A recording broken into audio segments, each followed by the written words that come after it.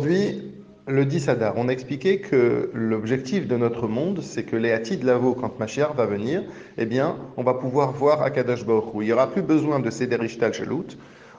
Hachem n'aura pas besoin de se cacher, mais chacun d'entre nous aura la possibilité de voir Hachem. Ceci grâce à quoi? Ceci grâce à la Torah.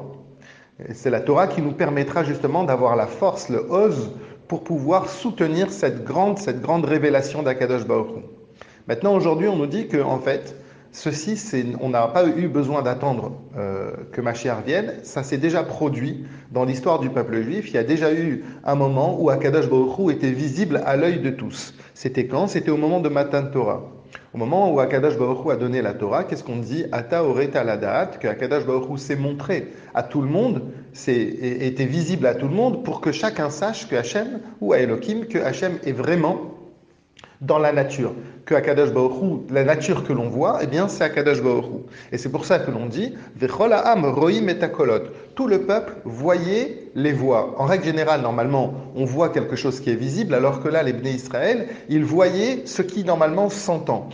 Dans les 5 sens, il y a 2 sens qui sont un, la vue, et l'autre, l'ouïe. La vue, c'est quelque chose qui est très proche de nous. Quand on voit quelque chose, on est certain de ça. C'est tellement proche qu'une fois que l'on a vu quelque chose, on ne peut plus être juge. Parce qu'à partir du moment où on peut être témoin d'une situation, on n'est plus objectif. Alors que ce qui s'entend, en règle générale, c'est beaucoup plus loin de nous. C'est pour ça que si on entend une voix et qu'on n'est pas sûr qui a dit, on aura toujours le doute. Par contre, quand on a vu quelque chose, on est certain et personne ne peut nous l'enlever de la tête. Eh bien, c'est ça. Quand les Bnei Israël, ils étaient au moment de Matan Torah, la présence d'Akadosh Baruch Hu était tellement forte. Comment? Grâce à la Torah, que les Bnei Israël, ils étaient capables de voir ce que d'habitude on entend. Ils étaient capables de voir, c'est quoi ce que l'on entend? Ils étaient capables de voir la présence d'Hachem.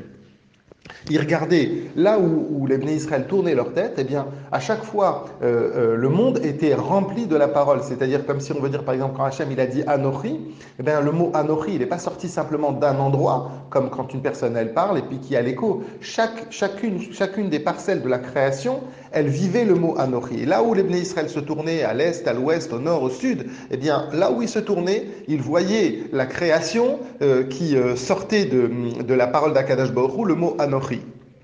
Eh bien, c'est grâce à quoi? C'est grâce à la Torah. On peut donner justement le mashal de la Torah, c'est quoi? C'est comme de la pluie. La Torah, elle peut être comparée soit à la pluie, soit à la rosée.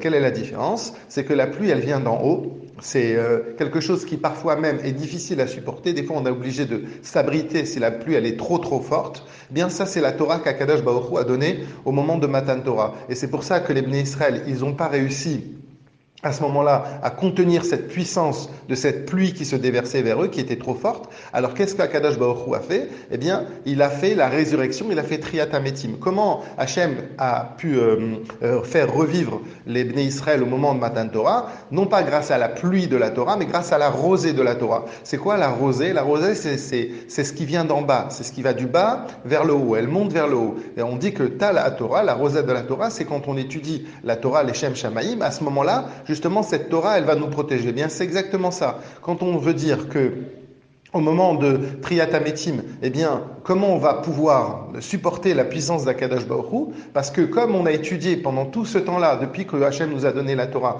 on a étudié la Torah, on s'est imprégné de la Torah, elle est en nous. Alors à ce moment-là, ça devient comme un bouclier, ça devient cette rosée qui va nous permettre justement de pouvoir supporter la vision d'Akadosh Baruch Hu et de rester quand même des êtres humains.